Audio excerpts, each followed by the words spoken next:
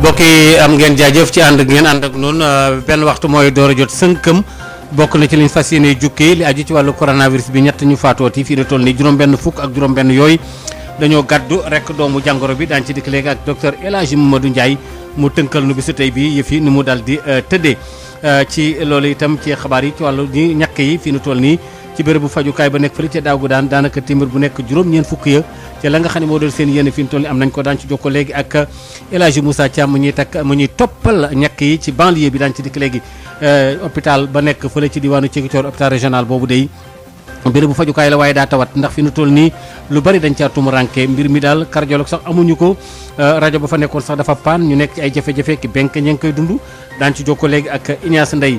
lii ñu duppee travail social tey tamit ñi nga xam ñoom ci penc mi daf leen yitteel ak nu muy doxee seen bésu tey bi ci talaata ji day ci la ñu jaaraale ngir wane li nga xam ne rek moom lañ bëgg daal seenub liggéey gën a jëm ca kanam kenn ci ñoom ku ci waxtaan ab sociologue ak kii di Mame Diarra Da Silva daan ci dikk léegi ci biir xabaar yi ñi nga xam ñoo bokk ci waa FASTEF nga xam ne ñoom dañoo jàng ba noppee tam war a mën am ay diplôme waaye ami diplôme ba noppee tam waaye kenn jëlu leen ëpp na juróom-ñetti at yàlla léegi Alpha Seydou Keita daañu ko déglu ci mbootaay googule ci ak itam ni nga xam te moom la ñuy jàmbat ba suñu joni yàlla tey jii daañu dikk itam ci Ousmane Sonko dem gi muy seeti ak tënk yi kii di Khalifa Sall gannaaw ba nga xamante ci demoon na ci béréb bu frapp daañu ci toftal incha allah yeneen i xabaar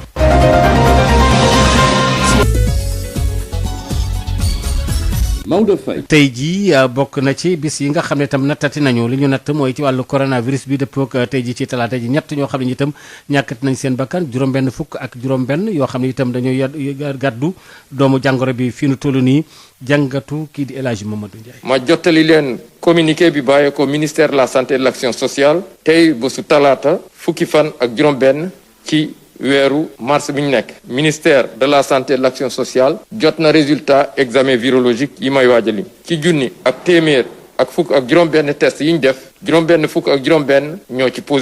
positif yooyu am nañ fukk ak juróom-ñeenti cas contact mooy ñi jot ci mbas mi fekk dañoo jaxasoo woon ak ñu yore doomu jàngoro ji amuñ ci benn cas bu jóge bitim réew mooy maanaam importé waaye am nañ ci ñeent fukk ak juróom-ñaar ñu tuddee cas communautaire mooy ñi jot ci mbas mi fekk xamuñ fi ñu ko jëlee wala ki leen ko wàll ñooñu seen lim ni la tëddee ci Dakar ak li ko wër am nañ ci ñaar fukk ak benn yu tëddee nii juróom ci Parcelles Assainies ñett ci Mariste ñaar ci Dakar Plateau Ouest Foire Ouakam Sacré-Cœur ak Pikine benn ci Guédiawaye Grand Mbao ak Tivaouane Peulh ci région yi am nañ ci ñaar fukk ak juróom-benn yu tëddee ni ñeent ci Sakal ak Vélingara ñett ci Diofior Kédougou ak Touba ñaar ci Kolda ak Mbour benn ci Kaolack Xombol Louga Tamba ak Thiès ñaar téeméer ak juróom-ñaar fukk ak juróom-ñett si malade yi ñu entré woon hôpital ak ñi nga xam ne ñu ngi woon ñu leen toppoon ci biir kër yi wéer nañu bés ni ki tey dinañu génn bu ci yàlla àndee juróom fukki malade ñoo nekk réanimation ñett malade ñàkk seen bakkan bu su démb altine fukki fan ak juróom ci weeru mars mi ñu nekk ñeneen ñi des hôpital ñu ngi am tan ci bésu tey dalee ko ci kaw bu njëkk ba Sénégal wëññi na fanweeri junni ak juróom-ñaar ak juróom-benn fukk ak ñaar ñi nga xam ne jot nañ ci doomu jàngoro ji ci ñooñu fanweeri junni ak ñett ak ñeent fukk ak ñett wér nañ ci juróom-ñeenti téeméer ak juróom-ñett fukk ak benn ñàkk seen bakkan mu des ñetti junni ak fanweer ak juróom-ñaar si loxo docteur yi wala ñu ngi nekk hôpital ministère de la santé et de l'action sociale mu ngi ñaanal ñooñu génn àdduna yàlla xare leen àjjana ñaanal ñooñu des hôpital ak ñi nga xam ne ñu leen topp ci biir kër yi yàlla may leen tan ba ñu génn ak jàmm ministère de la santé et de l'action sociale mu ngi leen di xamal tamit bi campagne de vaccination bi tàmbalee ba léegi ñi jot a ñàkku ñu ngi toll ci téeméer ak fanweer ak juróom-ñeenti junni yu teg téeméer ak fukk ak juróom-ñett ñooñu ñoo jot ci ñàkku yi ñoom loolu ñoo ko déggandoo li aju tamit ci li nga xamee ne moo jëm ci ñàkk yi ba léegi ci la ñuy daal di descendi dem ci banlieue bi ci biir bu fajukaay bi nekk fële ca daagu daan foofa téeméer bu nekk daanaka juróom-ñeent fukk yi yàgg nañ ca El Hadji Moussa Thiam waaw li nga xam ne nag moo jëm ci wàllu ñàkk yi tamit fii ci banlieue bi daanaka mu ngi avancé bëri naam sax bu nekkee li nga xam ni moo di demande bi moo ngi gën di jéggi dayo ndaxte nag askan bi ñoo ngi bëgg di ñàkk waaye nag gisuñu fuñ koy maanaam gisuñu jàpp ndax nag foofee nga xam ne nag moo nekk ci district sanitaire bu Pikine foofee nag li jëm ci wàllu vaccination yi daanaka daal moo ngi am nu mu waree ci kàddu yu tukkee ci responsable yu yor PV ak li nga xam ne moo di surveillance épidémiologique bi ñoomee sax jàpp nañ ni daal téeméer boo gis téeméer boo jël juróom-ñeent téeméer yi daanaka ñàkk nañ leen loolee nag moo ngi jëm ci ñaareelu phase bi jëm ci askan mi nga xam ni ñoomee lañ jagleeloon lu toll ni juróom benn junni ay vaccin kon nag loolee nag jàpp nañu sax daanaka lu ci des bëritul ci bis tey gi si kàddu yi tukkee nag ci Cheikh Amar ak ki nga xam ni moo di madame Bengelloune ñoo yor wàllu woowee ñoom jàpp nañ ni sax li jëm ci wàllu la ñuy jox ñi nga xam ne nag ñoo di daal personnel de première ligne bi daanaka daal 12060 doses yi daanaka jeex na tàkk léegi nag askan bi rek ñoo desandi te fu mu ne nii demande bi moo gën di jéggi dayo ci responsable di personnel santé yëpp ñëpp jël lañ li jëm nag ci wàllu daal li ñuy lam-laame ci wàllu polémique yi jëm ci wàllu nag lii di AstraZeneca bi jàpp nañ ni li nga xam ne sax moo di daal district bi ñoom xamal nañ ni naam depuis boobee ba léegi nag gisuñu kenn cas bu leen signalé fii retour ci wàllu ay effets secondaires waaye nag jàpp nañ ni ñoomee li jëm ci wàllu ñiy ñàkku daal la ñuy amal benn fiche bi nga xam ne mappi lañ koy tuddee mooy kuy fiche buy suivre képp ku ñu ñàkk rek ñu daal di lay topp lépp loo gis sa yaram nga daal di delloo si wala ñoom ñu dem saytu xool affaire yi nu mu mujjee loolu daal gis guñ ñi kenn koo xam ni signalé nañ ko fii ci district bu Pikine Daagu daan naam bu nekk li nga xam ni moo jëm ci wàllu lii di ñàkk yi ñoo ngi wéy ba léegi te naam ba léegi nag demande bi di gën di jóg dayoo waaye nag ba léegi nag li nga xam ne moo jëm ci wàllu vaccin yi di desandi loolu daal mooy situation bu ñu nemmeeku fii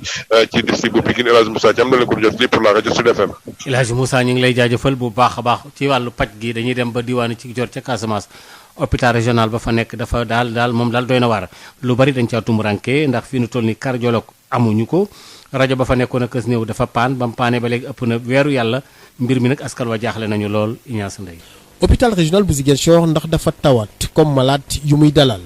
laaj bi ni mel mën nañoo gis tontu bi ci ñàkkum yenn spécialité yuy gàllankoor hôpital régional Ziguinchor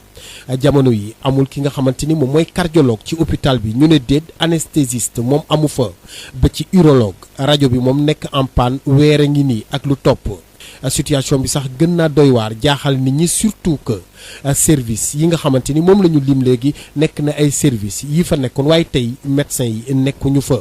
ñu jàpp ni ci ñaari cardiologue yi fa nekkoon kenn ki dañ ko affecté ay at a ngi nii keneen ki moom daal di faatu jamono yële ñu génn ba tax ni hôpital bi ba léegi mënul am cardiologue bi nga xamante ni moo fa nekk ñu ne déet anesthésiste moom dafa jëloon disponibilité depuis atum 2016 service bi nekk ba léegi amul lii di anesthésiste mel ni loolu doyul jàpp nañu ni ci hôpital bi amul li nga xamante ni moom la ñu duppee cancérologue chirurgien généraliste ba ci urologue amul ci hôpital régional du Ziguinchor rajo bi moom nekk en panne ay weer a ngi nii ba tax ne ñëpp ñi nga xamante ni bëgg nañu def rajo ci hôpital régional du Ziguinchor dañ leen di daal di tuxal ci yeneen structure yi nga xamante ni ñoo nekk fii ci diwaanu Ziguinchor ndax ñàkk fulal hôpital bi la wala leneen lu wóor ba wóor mooy ñi nga xamante ni ñooy faral di liggéey ci bërëb fajukaay bi duñu tàyyi di ñaxtu di yëkkati seen kàddu bërëb fajukaay bi nga xamante ni ñi fay ñëw di faju bëri nañu loolu jóge ci yenn ci gox-goxaan yu nekk ci diwaan bi ba ci yeneen diwaan yi jóge sax ci yeneen réew yi yu ci mel ni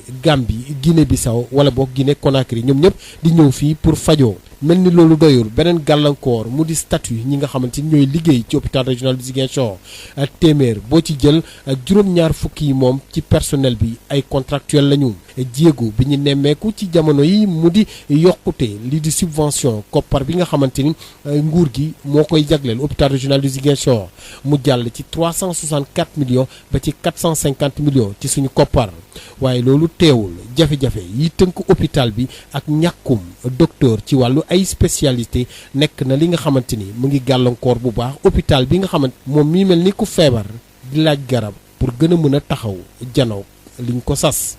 Ziguinchor Ignace Ndeye Sud FM. ñu ngi lay jaajëfal bu baax a baax li aju tamit ci li ñu duppee travail social te am na ci ñooñ sax dañ ci daan seen doole ñu duppee leen ci tubaab travailleurs sociaux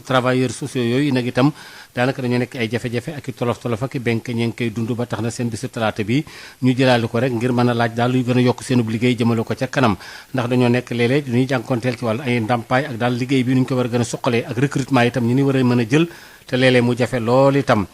sociologue bi di Makhtar Ndaw waxtaan ci ak Mame Diarra Dassel. tey ñun suñuy problème bari na wax dëgg yàlla en tant que travailleurs sociaux suñuy problème bari na lool d'abord métier la boo xam ni il faut ñu valoriser ko parce que métier bi kenn valoriser wu ko métier bi tey politique ak programme yi état bi di teg yu bëri mën nañ ne daanaka travailleurs sociaux moo waroon nekk tey au devant de la scène pour dérouler politique yooyu parce que travailleur social moo xam nan la ñuy approcher population donc valorisation boobu nag amul donc ce qui veut dire que dafa nekk problème corps bi aussi dafa vide comme li ñuy wax ay indemnité alors travail social corps bi amul indemnité wax c'est inexistante loolu aussi nekk na problème ci ñun par rapport ak recrutement bi aussi dafa nekk problème bu rëy ndax bu njëkk ba école bi ñu koy doog a sos recrutement bi dafa nekkoon loo xam dafa automatique parfois balaa ngaa génn sa formation sax ñu affecté la mais léegi recrutement boobu nekkatul automatique léegi école bi da lay former ba nga génn mais boo paree après da ngay chômer boo amul chance dëgg la nga amul ci ONG yi et tout ça boo deful nag da ngay chômer donc loolu aussi mu nekk problème mooy le recrutement la régularité dans le recrutement des travailleurs sociaux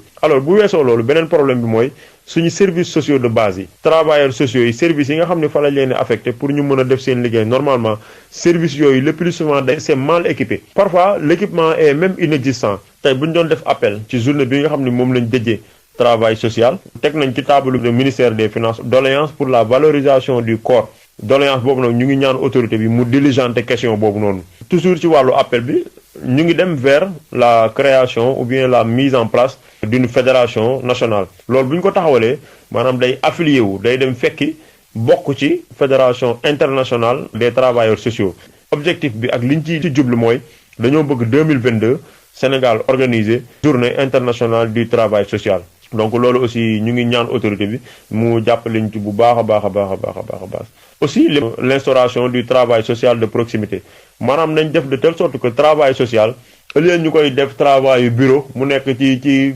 maanaam ci contrat yoo xam day sori population bi nañ fexe ba travail social mu nekk un travail social de proximité maanaam travail social am ay bureau au niveau des quartiers au niveau des écoles nga xam day gën a jege population bi. li aju yi tamit ci collectif maanaam mbootaay professeurs yi nga xam ne am nañ diplôme jàng ba am diplôme génn ci l'école bi ñu duppee FASTEF wax nañu ne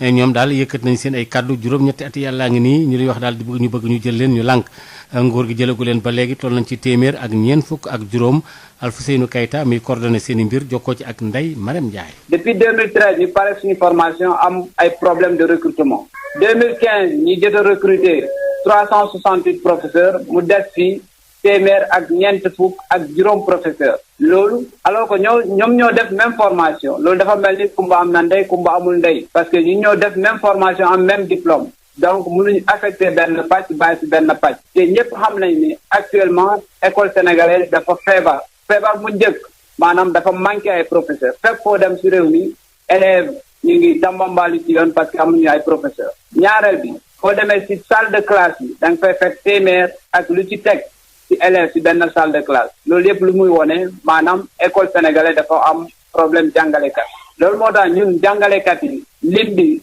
dafa ndaw état du Sénégal ñu ngi koy ñaan mu jël toutes les mesures nécessaires pour mu mun a affecter 145 professeurs yi. Le 8 mars 2021 monsieur le président de la République dafa jël kaddu mu jëmalee ko ci askan wi parce que am na lu ci xewoon mu ne ndaw yi dëgg naa leen xam naa seen souffrance mais ñun professeurs yoo xamante ne dañu am suñu formation am suñu diplôme ñu ngi koy xamal ni monsieur le président de la République du financement lay laaj du formation lay laaj parce que am nañu formation ba pare mais lu ñuy laaj mooy ñu recruter ñu mu gën a gaawee te ñu ngi koy lancer appel solennel monsieur le président de la République mu jël dossier sortant FASTEF yi mu def ko yite bopp te mun digal ministre de l'éducation Mamadou Talla mu mun leen recruter nu mu gën a gaawee. li aju yi tamit ci coow yi amoon fii ci biir Sénégal fan yi nu génn ak manifesté yi mbiri Ousmane Sonko ak kii di Adji Sarr fii nu toll nii ñi nga xam ne daal léegi ne ñu ngelawal jàmm muy upp nag léegi dañu bëgg tamit loolu gën a mën a wéy ñu ubbit buntu waxtaan ndax ñaare waxtaan dafa am solo lool bu ko defee jàmm ji nekk ci réew mi mu gën a yaatu dañ ko sauvé ko Sofiatou Diop membre la ci plateforme bii nga xam ne ñoom jàmmi réew mi la ñu bëgg am na lu mu ci dénk xaas sa élément woon. waaw d'abord dañuy sant yàlla bu baax a baax ci li nga xamante ni dund nañ ko waaw dañuy sant bu baax ci li nga xamante ni dund nañ ko te yàlla may ñu ci tawféex initiative bi ñu jëloon teg jàmm réew mi depuis bi crise bi commencé lii xew won na ni wax dëgg yàlla foofu ñu teg suñu tànk ñun société civile bi foofu la alors ñoom ñëpp constaté nañu ni Sénégal yëngu woon na bu fekkoonte ni tey jii du woon société civile ak suñu kilifay diine yi ak kilifay aada yi ak aji bëgg réew yi jóg yëpp kon nag ni fekk nañu ci guddi goo nga xamante ni duñu xam fu ñu koy waxe waaye yàlla def na vraiment Sénégal dellu si waat na ci jàmm ci calme kenn ku ci nekk dellu na ca këram ñu ngi ñaan nag yàlla may ñu wéyal jàmm jooju mais jàmm moom dafay tegu ci dëgg ñu leeral lépp ba mu leer nañ voilà. mbiri Ousmane Sonko ba léegi moom dana dem ci kër Khalifa Ababacar Sall ci talaata ji te ji seeti ko bu ñeenti waxtu jotee léegi ci kanam ndaje moomu nag itam ñu ngi koy amale ci siège yu taxawu Sénégal maanaam Khalifa Sall daal di koy gàttandu foofule moom ki jiite parti Pastef di Ousmane Sonko nag moom dana def benn déclaration gannaaw ndaje moomu bu bokkee jotaay maire ki fi nekkoon maire Ndakaaru ba noppi dana am ay kàddu yooyu dana ko ratal lu jiitu loolu sax Ousmane Sonko. léegi am na sax ba noppi njort nañu ko ci midi ne jamono ci béréb bu ñi nga xamee ne ñoom ñoo di frapp coow yi am ci diggante nappkat yi ne fële ca Sagna ca Gambie ba am ko ci loru benn Gambien boo xam ne bi sax napp nee ñu daal ki ko faat ab Sénégalais la ba coow li na koru waa Horizon Sans Frontières bu ñoom Boubacar Seyné dañu war a gaaw kilifa yi lu mel ni ñu baral ko ak di artu ak tam di xoddeeku ñaari bala ngaa lakkale Boubacar Seye jokkoo ci ak Ndeye Marème Dia. waaw xanaa di woote jàmm entre Sénégal ak Gambie parce que tey actuellement xel mënta nangu coow lu jib ci Sénégal ak Gambie tension waru fa mën a éclater parce que nekkul ci intérêt Sénégal nekkul aussi ci intérêt Gambie loolu moo tax ñun ñu ne il faut que tey ñëpp dellu ci à la raison pour que waxtaan la discussion puisse l'emporter parce que boo xoolee ñaari dëkk la yoo xam ni même culture bi la même làkk bi la li leen teggale rek moom mooy des tracés géographiques te suñuy fàttali aussi les Sénégalais boo xoolee dañoo mus a sonn ci Gambie le Sénégal a toujours payé le prix du sang pour restauration liberté ak démocratie en Gambie le cas Samba Kukoy Sagna le cas Yaya Jammeh wane na ko loolu moo tax tey Horizon Sans Frontières di ñaax l'État gambien les autorités gambiennes ñu jël leur responsabilité pour protéger Sénégalais yooyu fa nekk ñu jël la responsabilité pour indi jàmm ci ñaari dëkk yi parce que ñoom bal bi ci seen camp la nekk. fukki minute ak juróom-ñett moo feggu ci benn waxtu kon nag auditeurs yi dem ci wàllu tàggat yaram. jërëjëf Maodo Faye maa ngi lay nuyu ñëpp ñi nga xamante ne ñu ngi ñuy déglu xabaaru tàggat yaram yi nag dañ koy dooree ak lu jëm ci Ligue africaine des champions tey nag di bésu dëgg ci ñi nga xamante ne ñoom ñooy waa Teungueth FC ndax dañuy daal di laaleeg kon équipe bi di Mouloudia d'Alger loolee bu 19h jotee lañ ko jàpp ca stade du 5 juillet 1962 muy jongante boo xamante ne dafay bokk ci ñeenteelu bëccëg Ligue africaine des champions bi Teungueth nag jamono ji moo mujj ci classement poule D bi benn poñ képp nag la daal di am ci match yu bëri yi nga xamante ne daal di nañ ko jongante Teungueth FC nag war na def tey kémti lay kattanam daal di gagné ñi nga xamante ne ñoom ñooy Mouloudia bu Alger kon su ko defee nag ñu mën a des ci dàkkante bi ci compétition bile match la boo xamante ne dina déterminant ci ñi nga xamante ne ñoom ñooy waa Teungueth FC du samay kàddu kii di coach Badara Sarr moo ko wax ñu teewlu ko. mu ngoog kon du ñàkk dinañ ko dégluwaat si suñu yeneen jotaayu xabaar élément boobee moo yembagul kon Badara Sarr di yëkkati ay kàddu jëmale ci jongante bi nga xamante ne moom mooy dox ci diggante Teungueth FC ak Mouloudia d'Alger loolee ni ki tey ji bu 19h jotee foofee ca Alger ci bile waxtu nag ba léegi jàppale ni Espérance bu Tunis moom dina laaleek Zamalek bu Égypte waaye laata yi la jongante nga xamante ne ci poule D bi la féetoo jàppale ni jamono ji ba 13h jotee ak léegi Simba moom mu ngi dalal Al Merreikh kon Vita moom ak Al Ahli ñu ngi laale tamit Al Hilal ak Belouizdad ñoom it ñu ngi laale ba 13h jotee ak léegi bu 16h jotee nag Mamelodi moom dafay daal di laale ak tout puissant Mazembe loolee bu 16h jotee la ci boobule waxtu nag ba léegi Oroya AC bu Guinée moom it dina laale ak Wydad ñu daal di def ab porox ndoll wax ci Jaraaf mi nga xamante ne niki suba nag lay daal di jongante ak ki nga xamante ne moom mooy Staffian kon loolee niki suba bokk ci ñaareelu bëccëg coupe CAF bi jongante bi nag Maodo Faye ñu ngi ko amalee ca stade Lat Dior bu Thiès ñu wax nag bi la yoon ci Ligue des champions ci diwaanu Europe niki tey jii nag dañuy wëyal li nga xamante ne moom mooy huitième de finale retour Real bu Madrid nag moom mooy daal di laaleeg Atalanta Bergame nag jàppale ni ci manche aller bi italien yi ñoom dañoo ñàkk seen diggante ak waa Real Madrid di doomu Espagne yooyee benn bal ci dara bu Manchester City moom it dina laaleeg Mönchengladbach ca aller ba nag score bi ñaari bal la woon ci dara ñi nga xamante ne ñoom ñooy anglais yu City yi ñoom ñoo dooroon doomu Allemagne ya féetoo foofee ca Mönchengladbach nee nañu nag ñaari jongante yii dinañ ko amal ci benn waxtu bi muy bu 20h jotee Maodo Faye Barça moom fu mu féetoo. ah non dañoo gagné 4. yéen a gagné démb. waaw bu baax a baax. waaw démb kay dañoo ñeent kay waay. 4 nga lañ doon. waaw bëri na moom. fi mu toll nii ñu ngi jege si sax waaye Ligue des champions éliminé nañ leen. waaw boobu toog nañ. ba déwén incha allah waaw ba déwén waaye maintenant ñoom championnat nag incha allah. d'accord incha xam allah naa yàlla baax na. ñu ngi lay sant bu baax a baax Odile di Safiatou Diop la ñuy dalal ki daal di ab sa élimaan woon ci waa jàmmi réew mi ñu teewlu. Sud FM mi ngi lay nuyu Safiatou Diop. maa ngi lay fay ab sa élimaan. da nga bokk ci plateforme jàmmi réew mi teg ci jiite kuréel bi di réseau Siggil Jigéen ginnaaw manifester yi nga xam ne moom la ñu nemmeeku woon ci réew mi mu jëm ci wàllu Ousmane Sonko ak Adji Sarr dañoo nemmeeku ni daal bu weesoo société civile bi ñu bëri ci askan wi rawatina kilifa diine yi dugal nañ ci seen loxo ngir jàmm dellu si noo gisee loolu le maa ngi lay fay ab sa élimaan. waaw du société civile rek wax na ni. tey jii suñu kilifa diine yi dugal nañ ci seen loxo bu baax a baax a baax a baax a baax et kilifa aada yi aussi Sénégal defe naa ne kenn desul universitaires yeeg ñëpp taxaw nañu wax ci jëf ci pour que jàmm bana ki leen mais loolu daf ñuy won rek nag ne am nañu ñun Sénégal loo nga xamante ni àdduna yëpp ñu ngi koy ñeewe moo di kilifa diine yoo nga xamante ni ak kilifa aada ak ay personnalité yoo nga xamante ni tey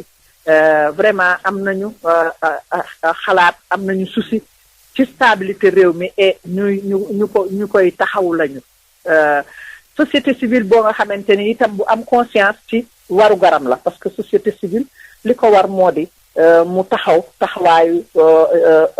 médiateur taxawaayu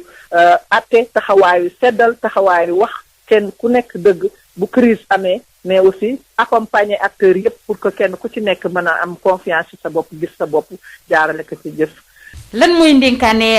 Safiatou Diop ngir ñu bañ a dundati lu mel ni ëllëg. war nañoo gën a fonk suñu mécanisme yooyu nga xamante ne mécanisme de régulation la mu di kilifa diine yi mu di société civile bi ak yeneen ak yeneen. ndaxte lii waral ñu am lii tey mooy def exception au Sénégal su ko Mali amoon mbaa Guinée am ko mbaa Burkina am ko xëy na ñoom seen métit ak seen coono yépp du yegg fii mais Sénégal moom moo ko am. donc ñun ñi ko am nag nañ ko fonk nañu ko valoriser à commencer par ñi nga xamante ni ñoo jiite réew mi ñu gëm ne vraiment du état rek du institution de la république rek ñoom ñoo war a téye réew mi waaye dafa am yeneen mécanisme yoo nga xamante ni ci Sénégal depuis ba Sénégal des Sénégal ba léegi ñooy indi jàmm ñooy réguler société bi ñoom ñooy teg bu lépp di ñëpp jaaxlee donc ñu gërëm leen fonk leen teg leen ci seen place pour que ñu mën a jouer seen rôle ndaxte loolu am na solo lool ci suñu réew mi nga xamante ni ci la ñu toll surtout que réewu Sénégal nag dañoo toll ci moment boo nga xamante ni ak pétrole bi ak gaz bi génn bu ñu moytuwul lakk yeneen réew yi dinañu taal waaye ñun suñu taxawee ci li nga xam ne am nañ ko mu di mécanisme yi de régulation yi nga xamante ni ñooy delloo ci askan wi yaakaar na ne mën nañoo bañ a xam masiba yooyu mën na fi bañ a excité bu ko defee ñu am jàmm jëriñoo li nga xamante ni yàlla may nañu ko parce que ci jàmm ci la lépp xaj lépp lu nu am muy alal te amuñu jàmm amuñu stabilité kenn ku ci nekk nga sàmmante ak sa morom sa ngor ak sa àq yaakaar naa ne alal ji ñu mën a am loolu du am solo li am solo rek moo di ñu nekk ko ci stabilité même bu ñuy pauvre sax ñu pauvre ci stabilité ci ngor ak ci diine wante heureusement que boole nañu loolu yépp kon nañu gën a fonk suñu kilifa diine yi fonk suñu société civile loolu rek laa amoon la nga xamante ni dinaa ko ci yokk. su defee mi ngi lay sant di la gërëm Safiatou Diop. waaw maa ngi gërëm nag jigéeni Sénégal ci 8 mars bi ak ci taxawaay bi nga xamante ne taxaw nañu ko ci mbir mii de waxuma ko ci français waaye c'est important ndax jigéen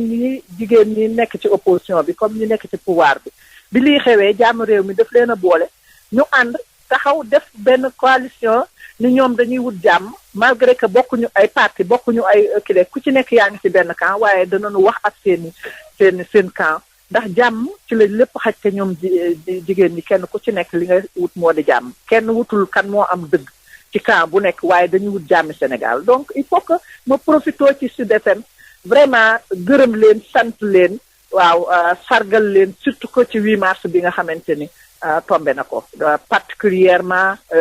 ñi ko jiite ci kilifa yi ñoom ministre Zahra Iyane Thiam ak Soham Wardini ak Fatou Diop Blondin bu M2D ak les femmes khalifiques les femmes de toutes les femmes de l'opposition kenn desul wax dëgg yàlla ñëpp ànd mettre en place un comité ad hoc pour la paix yaakaar naa ni loolu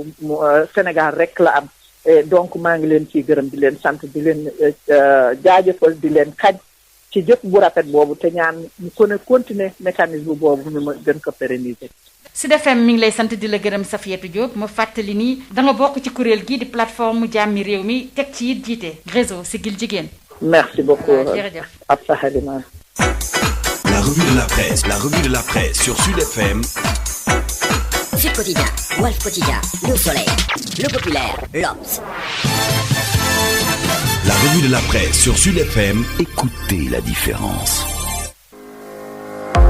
Sénégal ku ne dégg na Baye Computer te mës ngaa jëflante ak moom ci lépp lu jëm ci informatique léegi nag c'est Baye Global Ingénierie Baye Global Ingénierie lépp loo xam ne da di service de qualité ci la taxaw waaye rawatina nag lépp loo xam ni dafa jëm ci évolution wu seen entreprise seen évolution informatique parce que le monde est devenu digital. Le nouveau Baye Global Ingénierie met à votre service des moyens techniques et son équipe pour concevoir et déployer des solutions répondant à vos besoins. Baye Global Ingénierie a développé un savoir-faire hors pair en apportant aux agences gouvernementales, aux entreprises commerciales et aux organismes sans but lucratif des solutions à leurs problèmes complexes et uniques. Baye Global Ingénierie, c'est un service de qualité, un rapport qualité-prix, prix et performance du matériel optimal, un service après-vente de qualité, livraison gratuite partout dans Dakar, de nouveaux services de développement de sites web, la formation du personnel en bureautique et dans des logiciels d'application.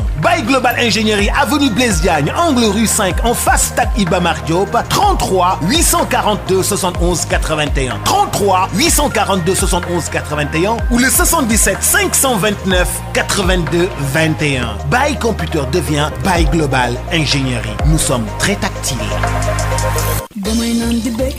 Ah, j'adore l'instant où je savoure ma boisson punch. De nouveaux goûts incomparables avec ses différents parfums: orange, pomme, mangue, ananas, coco, limonade et cola. Punch, le goût bien de chez nous. Votre boisson punch vous offre la revue de presse.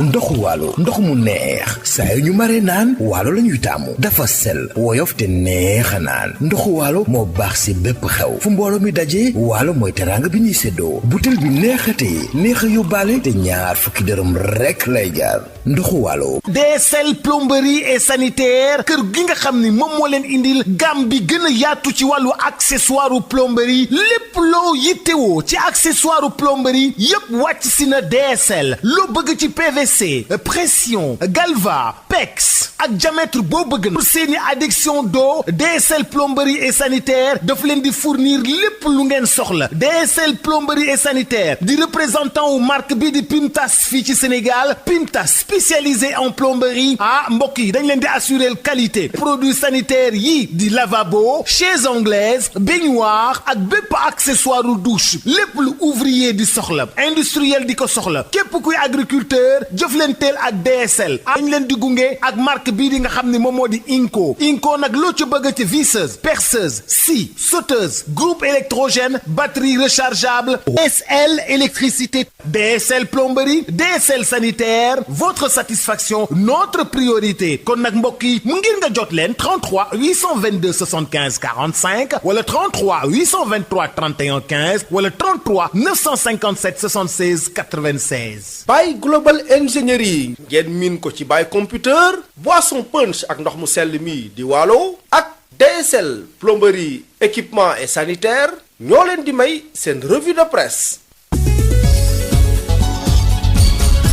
El Hadj Malick Ndiaye. dal leen ak jàmm surtout que di ngeen doon dellusiwaat ci li nga xam ne moom moo jëm coow yi ruuse woon ci mbirum Ousmane Sonko ak tamit nit ki Macky Sall taxawee ñu jàpp ne kat nemmeeku nañu ak dal fii ci Sénégal juróom-ñetti fan ci weeru mars ba léegi nii ginnaaw bi nga xamee ne kat fët-fët ak xët-xët amoon na fii ci biir Sénégal fukki bakkan daal ci rot waaye tamit lu toll ci nit ñu bëree bëri am ci ay gaañu yu méttee métti waaye nag lépp jeex na ginnaaw bi nga xamee ne kat am na ci ñoo xam ne def nañ seen kéemtulaay kàttan donte am na ñoo xam ne dañ leen teg loxo ñu jàpp ne kat dañoo bokkoon ci manifeste yooyu ak tamit génn yi nga xam ne ñu jóge ci Macky Sall def nañ ko moo tax sax ñu jàpp ne fi mu toll ni Macky Sall kat ni mu téye crise moom jar naa bàyyi xel rax ci doole tamit am na ci ñoo xam ne dugal nañ ci seen loxo ñu ci mel ni kilifa diine yi rawatina Serigne Mountakha Bassirou Mbacké mi nekk xalifa général ku lu murit lañu des ci wàllu ba tey ak yéen kaay bi di critique dañuy xamal ne kii di Serigne Mountakha Bassirou Mbacké moom dugal na ci loxoom bu baax a baax ba nag jàmm daal dellusiwaat fii ci Sénégal moo tax sax ñu samp ab laaj ndax fi mu toll ni kat Touba moo yor nguur gi liñ ci mën a jàpp mooy ñi mu yabaloon ngir ñu dox tànku jàmm nag def nañ jéego bu rëy moo tax sax ba doxum ñaxtu bi nga xam ne waroon na am nag samedi ba la ñu génn te mouvement pour la défense de la démocratie waroon ko amal nag dañ ko teg ci suuf loolu kat dañ ko mujj dàq ba jëmi jamono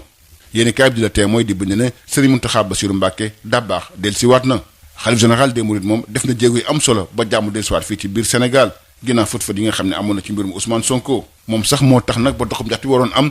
ci samedi ba la ñu génn te mouvement pour la défense de la démocratie waroon ko amoon nag dañ koo teg ci suuf ci waxtu woo xam ne kat ñëpp a meroon moom nag ci la dalal Sénégal gi yëpp ba jàmm daal dellusiwaat ci suñum réew yemul foofu moom Serigne Mountakha Bassirou Mbacké génn toll ci rek juróom fukki millions dimbalee ko ñi nga xam ne kat ñoo am loraange ci fët-fët yooyu noonu réew mi quotidien di fas ne kilifa diine ñoom yàgg nañ jugal seen loxo ci jàmm ji ñu sàkk fi ci biir Sénégal rawatina ci mbirum Ousmane Sonko ndaxte sax Serigne moom moo tax mu dem uji juge bi kilifa diine yooyu sax ñoom ñoo tax nag ba ak dal dellusiwaat fii ci biir Sénégal am na sax ñoo xam ne ci jox tànku jàmm ba léegi su ko defee rek dal gi daal di gën a wéy fii ci biir réew mi loolu nag fës na lool ginnaaw bi ak Macky Sall ak Ousmane Sonko ku nekk nag defee ab discours waaye loolu du guléet fii ci biir Sénégal doore ko ci Léopold Sédar Senghor dem ci Macky Sall jaar ci Abdou Diouf ak Abdoulaye Wade loolu yàgg nañ ko gis fii ci biir Sénégal saa yu Sénégal tollaan fii nag kilifa diine dañ ciy dox tànku jàmm su ko defee rek ak dal dellusiwaat fii ci biir réew mi loolu yéenekaay bi di Rewmi Quotidien moo ñu koy fàttali ñu des ba tey ci wàllu woowu su ñaataango ji Les Échos di fas am na délégation boo xam ne kat dafa bokk ci société civile àjjuma nag amoon nañu dajee ak kii di Macky Sall ñu waxtaanee ci nag ay poñ yu bëri bokk na ci wàllu 3e mandat bi mbirum Karim Wade Khalifa Sall ak tamit bàyyi képp ko xam ne dañu teg loxo nag jëm ci mbirum Ousmane Sonko waaye tamit Macky Sall kat wax dëggam ñi nga xam ne kat ñoo nekk société civile bi Covid-19 suñu naataango nag ci le quotidien Les Échos di fasal ne Sénégal nag muy wél lépp loo xam ne jëm nag ci wàllu ping yi ak tamit vaccin bi di AstraZeneca donte sax dëkk yu bëri dañ koo dakkal bi ci mujj nag mooy France loolu nag nekk juróom-ñeenteelu dëkk boo xam ne dakkal na AstraZeneca boobu sax moo indi coow li loolu la yéen a bi laas bind ci xëtam mu njëkk suñu naataango di fasal ne coow li ba léegi nag wureegul ci mbirum vaccin boobu nga xam ne moo jëm ci wàllu AstraZeneca donte sax organisation mondiale de la santé ak tamit ñi nga ko nguur gi fii ci Sénégal bëgg nañ nag ñu wéyal vaccin boobu noonu moo tax sax yéen a bi la Soleil seqi waxtaan ak professeur Tandakha Dieye nekk immunologue nee na kat Sénégal dina wéyal vaccin yi xeex ak wàllu mbas mi vaccin yi sax bokk na ci AstraZeneca ci wàllu tàggatam ñeenteel bés bi ci wàllu phase de poule Ligue africaine des champions Mouloudia d'Alger tey ji lay dalal Teungueth FC loolu nag muy am fële ci Algérie yéen bi di sàddi bind ne ginnaaw ba mu ñàkkee xaaj bu njëkk benn bal ci dara tey ji nag Teungueth bu gañewul nag dafay am ay jafe-jafe ngir rek mën a qualifier ci wàllu quart de finale yi ci yéen bi ba tey coach bi Youssouf Dabo yëkkati ay kàddu nee na kat match boobu moom war nañ ko mën a gagné ba tey ci wàllu football yéen bi di Sud Quotidien ñoo seq waxtaan ak maître Augustin Senghor premier vice-président bu confédération africaine bu football indi leeral nag ci li tax maanaam nekkatul woon candidat ngir rek jiite confédération africaine bu football mbokk yi jàngeen jëf ba beneen yoon incha allahu rabbi Sénégal ku ne dégg na Baye computer te mës ngaa jëflante ak moom ci lépp lu jëm ci informatique léegi nag c'est Baye Global Ingénierie Baye Global Ingénierie lépp loo xam ne da di service de qualité ci la taxaw waaye rawatina nag lépp loo xam ni dafa jëm ci évolution wu seen entreprise cette évolution informatique parce que le monde est devenu digital le nouveau Baye Global Ingénierie met à votre service des moyens techniques et son équipe pour concevoir et déployer des solutions répondant à vos besoins Baye Global Ingénierie a développé un savoir-faire hors pair en apportant aux agences gouvernementales, aux entreprises commerciales et aux organismes sans but lucratif des solutions à leurs problèmes complexes et uniques. Baye Global Ingénierie, c'est un service de qualité, un rapport qualité-prix, prix et performance du matériel optimal, un service après-vente de qualité, livraison gratuite partout dans Dakar, de nouveaux services de développement de sites web, la formation du personnel en bureautique et dans des logiciels d'application. Baye Global Ingénierie, avenue Blaise Diagne, angle rue 5, en face Stade Iba Mar Diop, 33 842 71 81. 33 842 71 81 ou le 77 529 82 21. Baye Computer devient Baye Global Ingénierie. Nous sommes très tactiles. Ah, j'adore l'instant où je savoure ma boisson punch. De nouveaux goûts incomparables avec ses différents parfums orange, pomme, mangue, ananas, coco, limonade et cola. Punch, le goût bien de chez nous. Votre boisson punch vous offre la revue de presse. ndoxu waalo ndox mu neex saa yu ñu mare naan waalo la ñuy taamu dafa sel woyof te neex a naan ndoxu waalo moo baax si bépp xew fu mbooloo mi dajee waalo mooy teraanga bi ñuy séddoo butel bi neexatee neex a yóbbaale te ñaar fukki dërëm rekk lay jaar ndoxu waalo. DSL plomberie et sanitaire kër gi nga xam ni moom moo leen indil gam bi gën a yaatu ci wàllu accessoire plomberie lépp loo yittewoo ci accessoire plomberie yépp wàcc si na DSL loo bëgg ci PVC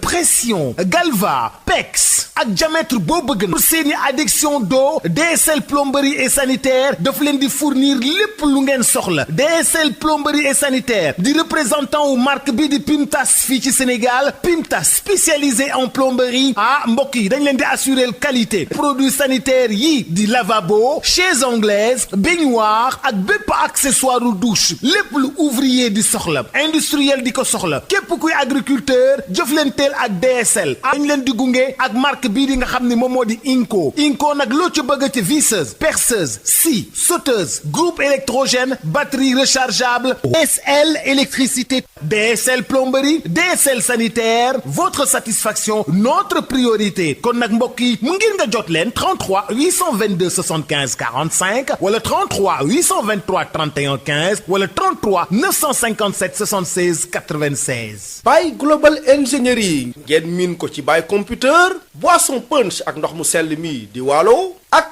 DSL plomberie équipement et sanitaire ñoo leen doon may seen revue de presse. Maodo Faye.